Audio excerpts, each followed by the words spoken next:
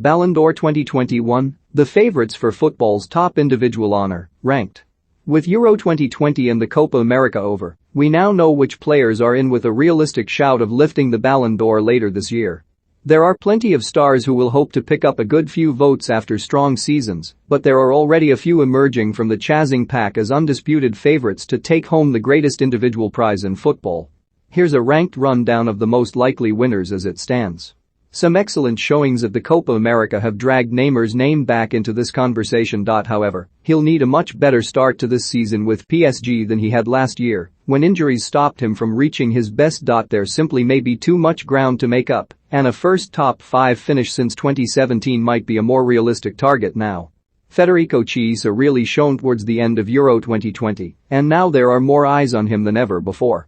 Gianluigi Donnarumma may have bagged the Euros player of the tournament, but in terms of attackers, no one was more important for the Azzurri than Chiesa. If he can take the next step with Juventus, for whom he bagged 9 goals and 9 assists last year, he'll be right in the mix for the Ballon d'Or when the time comes.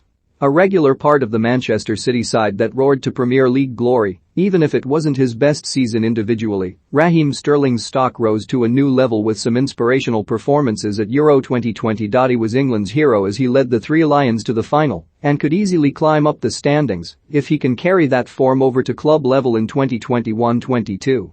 When you score as many goals as Erling Haaland does, you have to be one of the frontrunners for the Ballon d'Or. The main problem for Haaland is a lack of silverware with either club or country. But if he can turn his club into title favorites in the next 6 months, he has a shot at cracking the top 10 at least.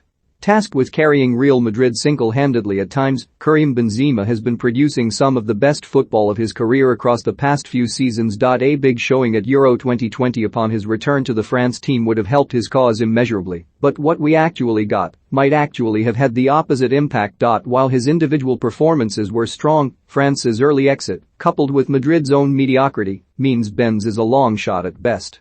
The player of the tournament at Euro 2020, Gianluigi Donnarumma, will be a favorite among many voters. Now at PSG, the Italian goalkeeper is expected to compete for silverware again this season, and performing on a bigger platform may be what the 22-year-old needs to win another individual prize. No keeper has won the award since Lev Yashin in 1963.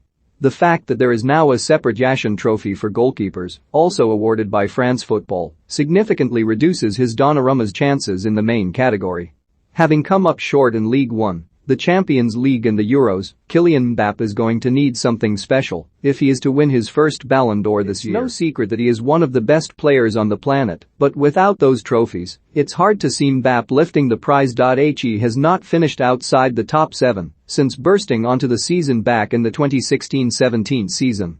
Despite all the speculation around his future, Cristiano Ronaldo has remained as cold and calculated in front of goal as ever. The Euro 2020 Golden Boot winner has the stats and individual accolades needed to win the Ballon d'Or, but underwhelming showings from both Juventus and Portugal will weigh him down. 2020-21 was arguably Harry Kane's most impressive season on an individual level.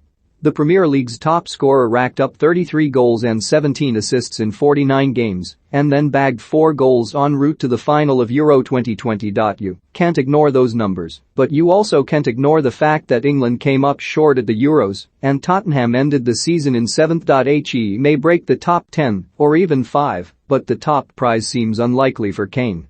Seen by most as the best creative midfielder on the planet, Kevin De Bruyne was inspirational as Manchester City won the Premier League and reached the final of the Champions League. The fact that he won the PFA Player of the Year proves his greatness is acknowledged, but unfortunately for De Bruyne, there are a few players making a little more noise right now. Romelu Lukaku ended Juventus's reign of dominance in Serie A with 30 goals and 10 assists in all competitions, but you get the feeling that he needed to win Euro 2020 with Belgium to be in with a real shot of winning the Ballon d'Or. If he keeps scoring at a consistent rate and the Red Devils can win the Nations League in October, Lukaku's chances of winning might be handed a hefty boost. When you're named the man of the match for both legs of the Champions League semi-final and the final, you're in with a good shout of winning the Ballon d'Or. N'Golo Kanté has proved his greatness on the biggest stage, but without the Euro 2020 trophy to add to his cabinet, Kanté's wait for the ultimate honor might go on. Unlike Kanté, Jorginho did end up winning Euro 2020, playing a starring role in Italy's quest for continental dominance. When you add that to his Champions League triumph with Chelsea, you'll see why Jorginho is seen by many as one of the favourites to take home the prize. He may not be the best footballer purely on talent, but few, if any, have had a better year.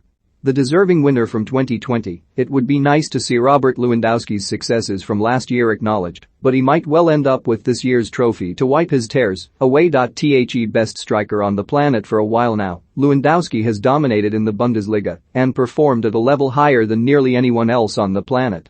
The leading contender to take home his 7th Ballon d'Or is Lionel Messi, who has been on an entirely new level in 2021. He dragged Barcelona back into the La Liga title race, putting up some unbelievable numbers in the process. He ended 2020-21 with 38 goals and 14 assists, and finally ended his international hoodoo with Argentina at the Copa America. It'll take something special to knock Messi off the perch.